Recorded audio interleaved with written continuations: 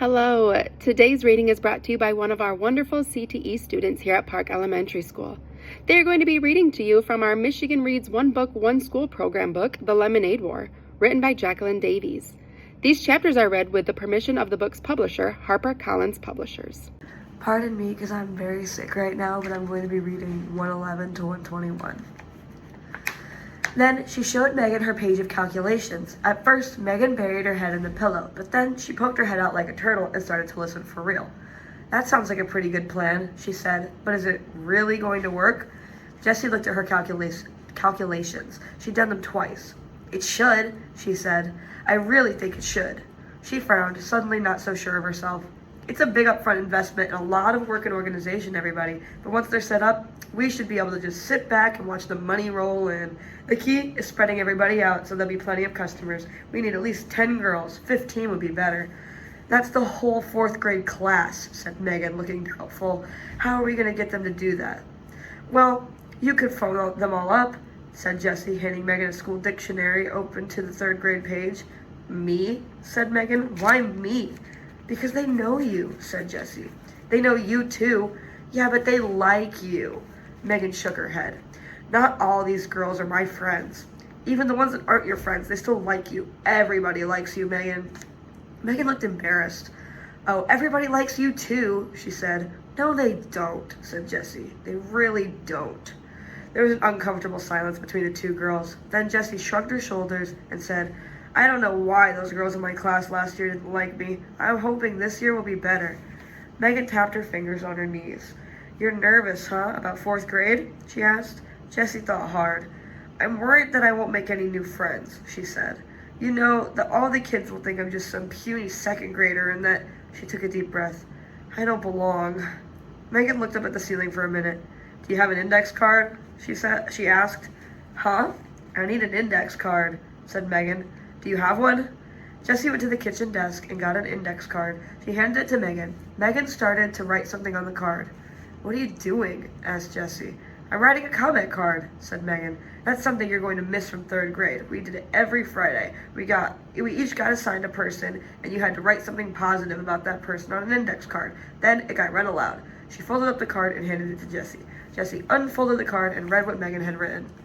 "You're a really nice person, and you have good ideas all the time. You're fun to be with, and I'm glad you're my friend." Jessie stared at the index card. She kept reading the words over and over. "Thanks," she whispered. "You can keep it," said Megan. "That's what I did. I got all my comment cards in the basket on my desk, and whenever I'm feeling sad or kind of down on myself, I read through them. They really help me feel better."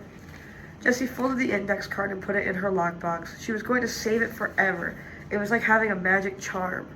"So how about I make half the phone calls and you make the other half?" said Jessie. "Okay," said Megan, jumping up from the couch. It was surprising how many 4th grade girls had absolutely nothing to do 3 days before school started. In less than an hour, Jessie and Megan had 13 lemonade franchises signed up for the day. The rest of the day was work, but it was fun. Jessie and Megan attached the old baby carrier to Megan's bike and then rode to the grocery store and spent every penny of their earnings on lemonade mix. 52 cans. They actually bought out the store. The 4 bags of cans filled the carrier like a boxy baby. They also bought 5 packages of paper cups. When they got back to Megan's house, Jessie tucked the receipt in her lockbox, right next to her comment card. Jessie liked receipts. They were precise and complete. A receipt always told the whole story, right down to the very last penny.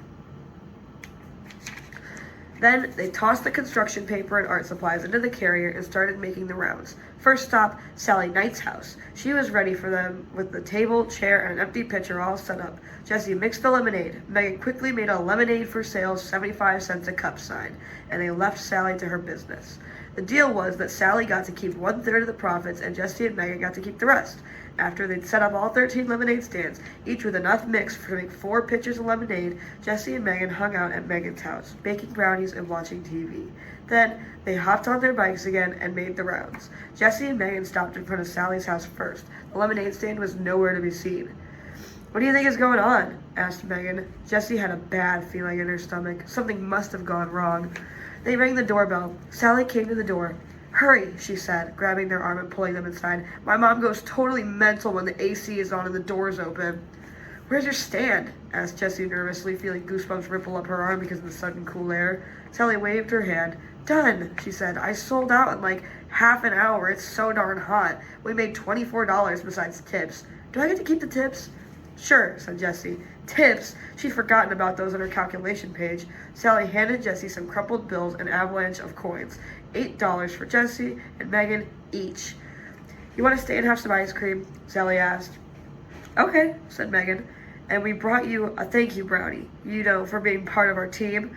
That had been my bright idea number 9. After a bowl of the moose's loose ice cream, Jessie and Megan headed out. The story was the same at every girl's house. The lemonade had sold out and the money just kept rolling in. I can't believe how much we made. How much did we make? Squealed Megan once they got back to the house. $104 each, shouted Jessie. She couldn't stop hopping from one foot to another. I've never seen so much money in my life. Jessie was already running numbers in her head, subtracting the $8 that Megan had spent on lemonade cups. Each girl had made a profit of $64. If they increased the number of franchises from 13 to 26, they could each make $128 in one day. If they ran the 26 franchises every day for 1 week, they could each make $896. Jessie pulled out a piece of paper and scribbled a graph. The sky was the limit. Megan pretended to faint when Jessie showed her the graph. What are you going to do with your money? She asked from the floor. Win the war, thought Jessie. Oops, she couldn't say that to Megan. Megan didn't even know about the lemonade war. After all, Megan liked Evan. Jessie suddenly wondered, if Megan knew about the war, whose side would she be on? All at once, Jessie felt as if Evan were a hawk circling above, waiting to swoop down and snatch Megan away. Oh, she was so mad at him. He deserved to lose everything. Is $104 enough to win? Wondered Jessie. Surely Evan couldn't have earned more than that. Still, better safe than sorry. She would work all day tomorrow, Sunday, selling lemonade. So, said Megan, what are you going to do with the money? She was kicking off her sneakers and fanning herself with a magazine. Jessie said, I'm going to donate all my money to the Animal Rescue League. Megan stopped waving the magazine. Oh, that is so nice of you. I want to donate my money, too. She dropped the magazine and started shoveling her money towards Jessie. Here, give mine to the Animal Rescue League, too.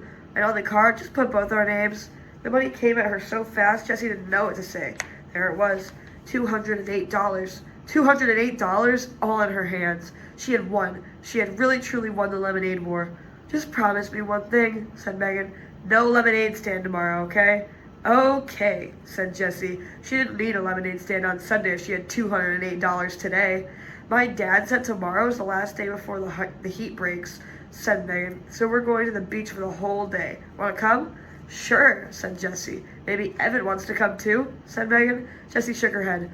No, Evan's busy all day tomorrow. He told me he's got plans. Megan shrugged. Too bad for him. Yep, said Jessie, thinking of all that money. Too bad for him.